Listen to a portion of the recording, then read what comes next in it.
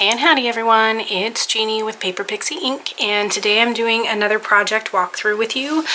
This is a really quick and easy project. I had some of the papers left from this 6x6 pattern paper collection. This is from Catherine Pooler. It came out a couple years ago now. I want to say about 3 years ago. Maybe closer to 4. Don't quote me on that though.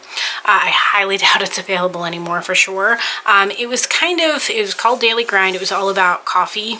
So some of the papers were bright and cheerful, but they were kind of coffee based. So you got like coffee beans here and different like coffee decoration. I don't know what you call that.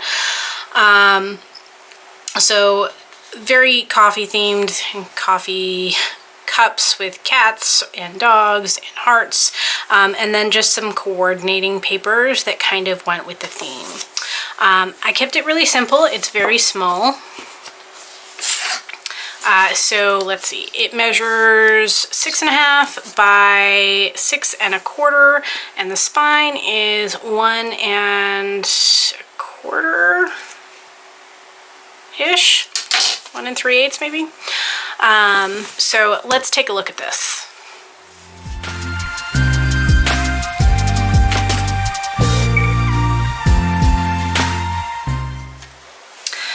Okay, so to start, I created this just using some chipboard and some black cardstock to cover it, and then obviously this is one of the papers from the paper collection.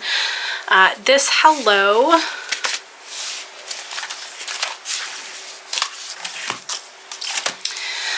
is from scrapbook.com. So this is the thank you to. So it has, you know, thanks, thank you, and hello. So I use that. I just used some black cardstock to back it, and then I used some white glitter cardstock for the hello. And then this frame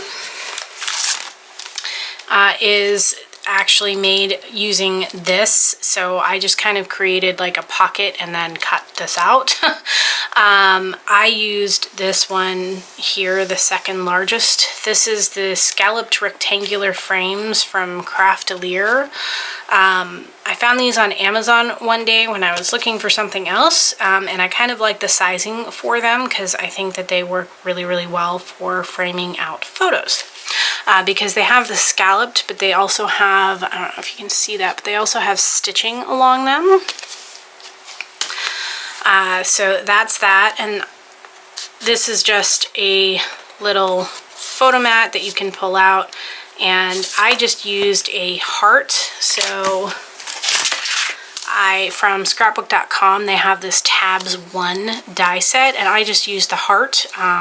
These things work wonderfully if you are looking to make tabs for things. They have 2 different sizes. I don't have the other size with me here now, but they do have another size of tabs as well. So options. And I just used a piece of, this is black cardstock. It is, I want to say it's 100 pound. I'm pretty sure it's 100 pound. And then some white pigment ink. Now, I know there are a lot of white pigment inks out there, but I can't tell you enough how much I love the scrapbook.com one. This is just the whitest that I have found. And their pad, at least the one that I got, was super, super juicy. It just works so, so well. I've tried a number of white pigment inks from different companies, and this one is by far my absolute favorite. So I just stamped that with my camera stamp, one of my camera stamps, and it just fits right in there. I did use some black lace on the edges. This is just some stuff that I picked up from Amazon. I will do my best to link that in the description for you guys as well. I love using this stuff for my album spines. I just find that it kind of sets them apart a little bit, and it adds quite a bit of decorative detail without a whole lot of effort. I do use I do like to use the Fabri-Tac to adhere it. I just find that it's really fast. A lot of the other glues, like, you know, Barely Art and the glitter glue, art glitter glue, and glues like that, they work well and they will glue it down eventually, but they work best bonding like paper to paper kind of thing. And so for this kind of application, it takes forever to dry. And I don't have the patience for that. So I like using the Fabri-Tac. I'm sure there's probably other brands of it, but this I find works really, really well because it works much quicker and I can keep going on my project without having to stop. All right, so going to the inside, again, I kept it very, very simple. So I just have some different photo mats throughout for photos. So again, I stamped it in that white pigment ink.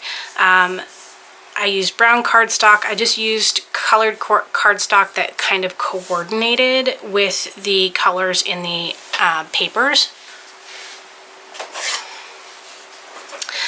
And then I just created these very simple sayings to kind of go with it. Now, these are from the scrapbook.com Wordfetti Documented stamp set. So I love these for scrapbooking because they have like, the options are like perfect. So you've got gratitude and happy day, besties, memories, home sweet home, documented, overjoyed, remember this, for the record. These are great for scrapbooking. Like, this is a perfect set for it. And they have other ones, like they have a Christmas one and stuff that's really great for it too.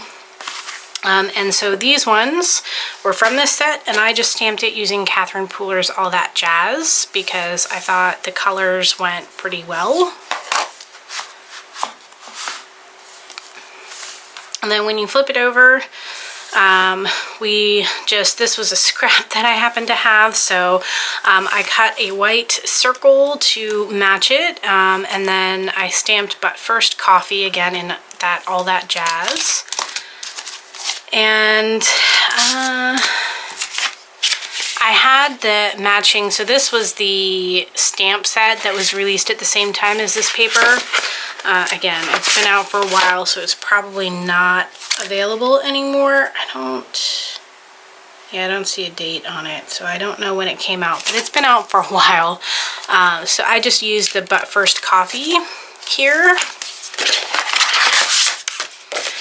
And then I have a place for a photo here as well. And this just says Big Adventures, again, in that All That Jazz. And that Big Adventures comes from this stamp set again. See Big Adventures right there. And then when you flip it over, these are the kind of inside pages, the middle pages. And I just created simple pockets. And inside the pockets, I just have, this is just a little kind of like booklet style, so more room for photos there. And the edge of this is just a edge punch. So this is an EK Success one. I don't know what it's called. It may still be available. I've had it for, I don't know if you can tell, but like the silver is even really scratched. I've had it for many years. But I use that to do the edge, and then I just created a tag and another little photo mat or journaling card to go with it. And then this says memories, and this says overjoyed and happy faces. And this side is just the same as this, so we have a little booklet.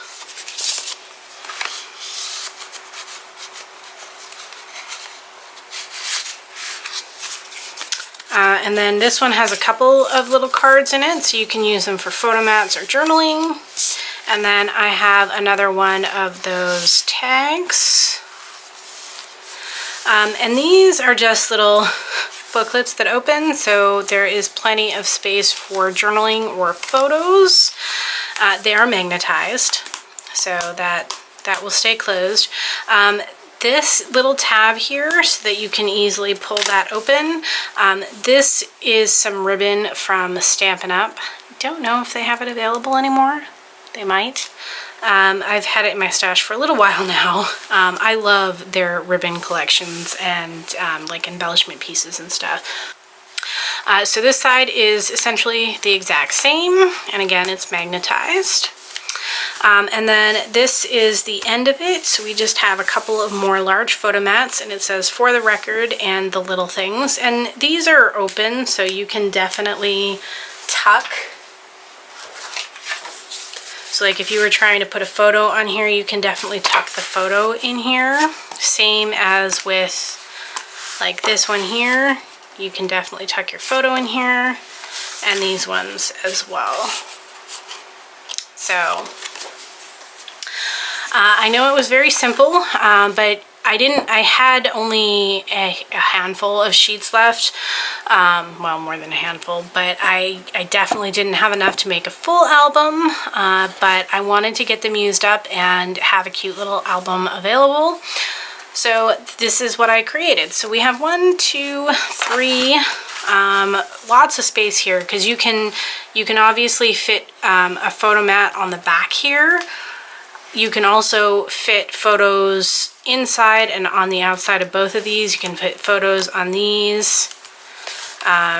You've obviously got quite a bit of space here. So there's 1, 2, 3, 4, and 4. You could even mat photos on the fronts of these if you wanted to. Oops. And then you have these spaces for photos as well. So there's actually, for such a tiny album, there's actually quite a bit of space for photos, and with the pockets you can add even more. It's why I always try to have at least one pocket in my album, because it's a great space to add additional photos if you run out of space.